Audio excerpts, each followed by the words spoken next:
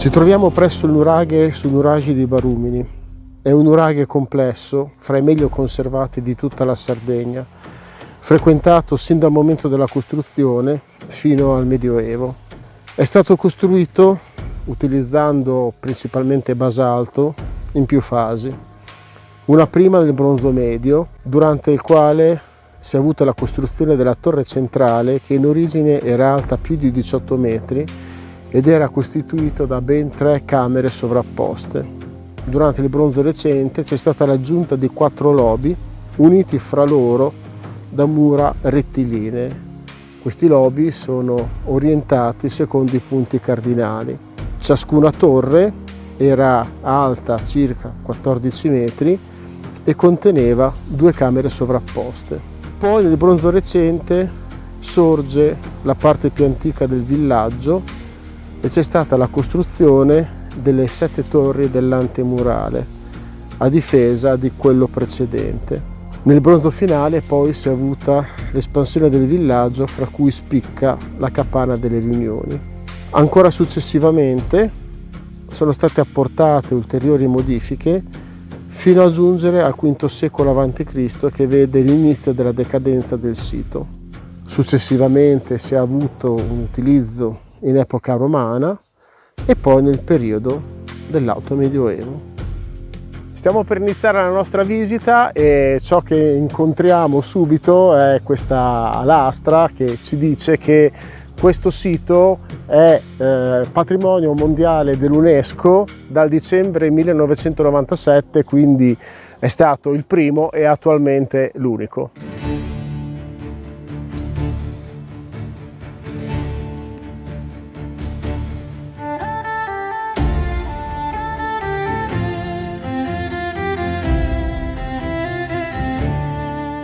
Tutto il sito è caratterizzato dalla presenza di centinaia di capanne.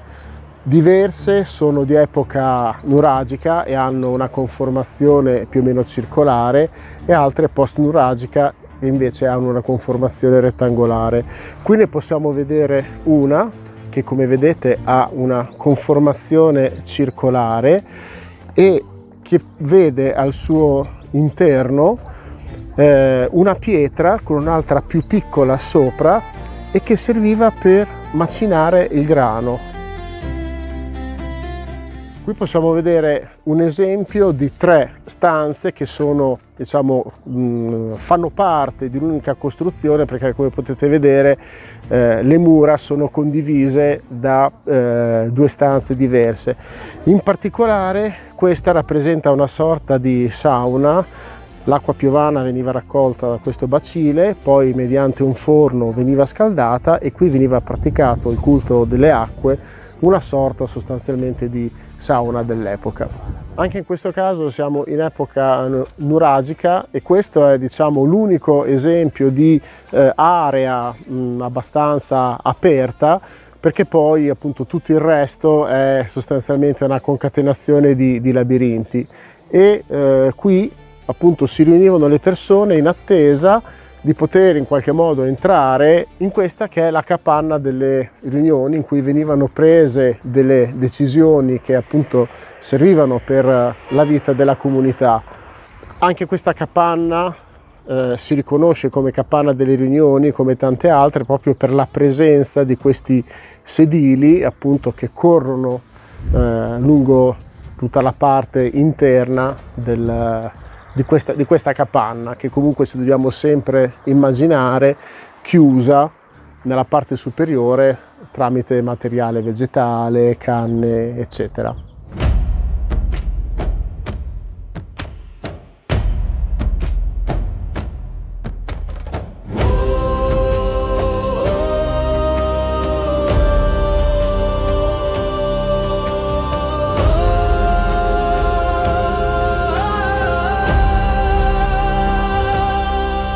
Qui ci troviamo in una delle 7 torri che fanno parte della parte più esterna, quindi se ci immaginiamo sostanzialmente una sorta di cipolla, abbiamo la parte appunto centrale che è la torre originaria, poi abbiamo 4 lobi e poi una parte ancora più esterna costituita da 7 lobi.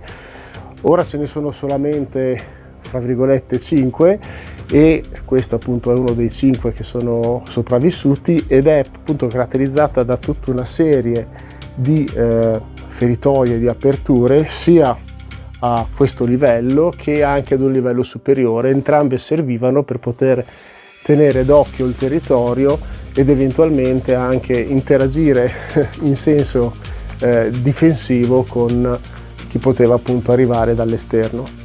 Uscendo da questa torre ne troviamo un'altra più piccola e che comunque presenta visibilmente delle caratteristiche diverse. Questa è una torre di epoca romana, lo si può vedere diciamo da diversi elementi.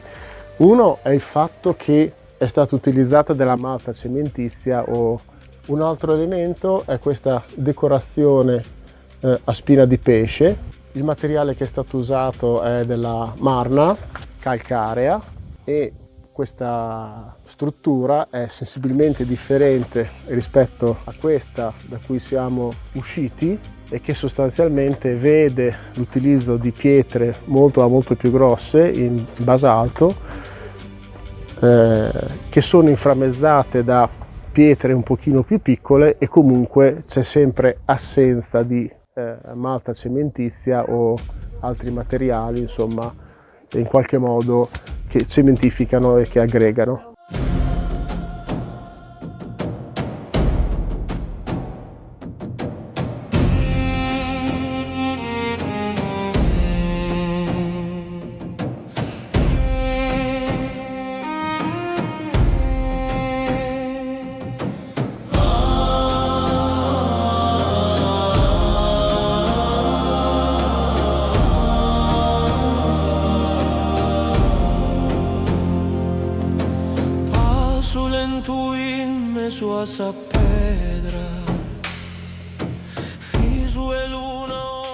Ci troviamo dentro alla camera centrale, quindi praticamente la primissima che è stata costruita, il cuore di tutto il nuraghe Barumini, e possiamo appunto notare diversi elementi. Innanzitutto alla vostra destra una nicchia che appunto è stata fra l'altro ritrovata con all'interno degli isolamenti in sughero.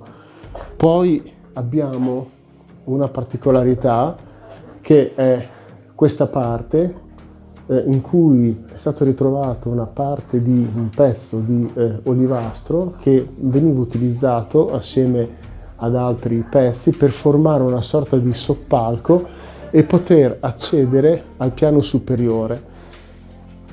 Dopo la costruzione della torre centrale, in questo spazio, che è l'unico spazio a cielo aperto, è stato costruito anche questo pozzo, questo pozzo che è veramente molto particolare. Infatti in qualsiasi stagione sostanzialmente, quindi con una certa costanza, vi scorre dell'acqua e appunto qui abbiamo una profondità di circa 15-16 metri.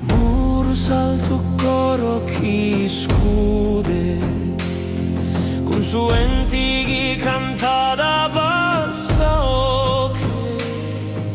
intendo il spasso stesso anticos che ancora camminando in sul luogo nostro sonora ci torna e tempus custodi e su mistero nostro in sapedra riscude su cori esa Sardegna che non morit mai.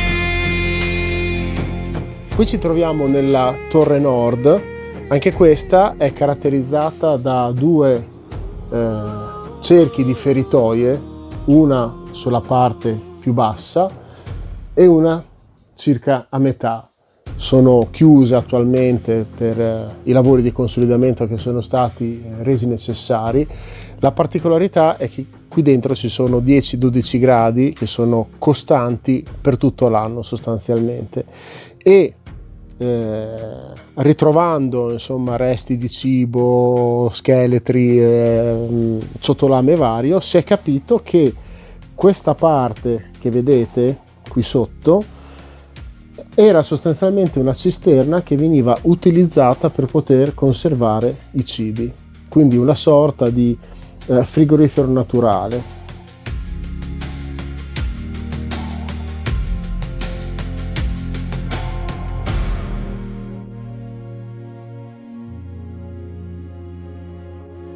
Ci troviamo ora nella torre ovest, che come conformazione è uguale alle altre torri, ma ha una particolarità in più.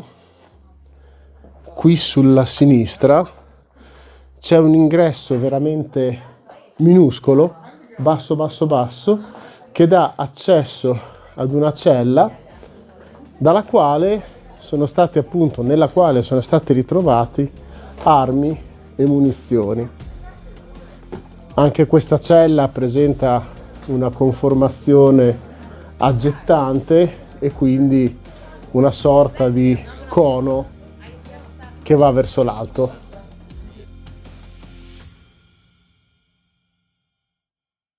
Riguadagniamo ora l'uscita passando attraverso questo passaggio che è l'unico al momento disponibile per poter accedere a questa area cortilizia, al pozzo, alla camera centrale e alle 4 torri.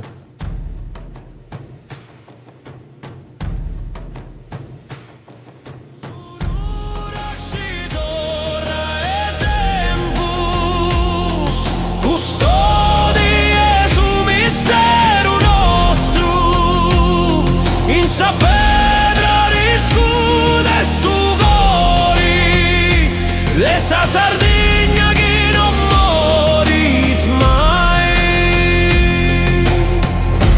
E il silenzio canta con la luce che ferisce le pietre, una preghiera muta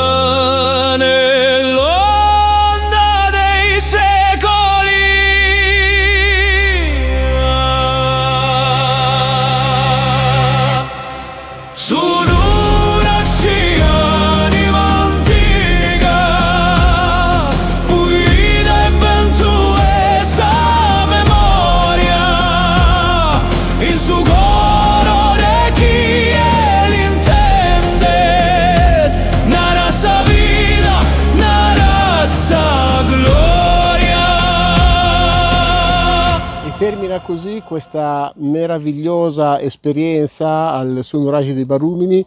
Ringraziamo la guida Marco perché è veramente stato preciso, efficiente e chirurgico nel darci le informazioni da trasmettervi. Insomma, venite assolutamente a vedere e a visitare questo sito. Le informazioni si possono trovare sul sito www.fondazionebarumini.it. Okay. Grazie a voi, è stato un piacere, grazie.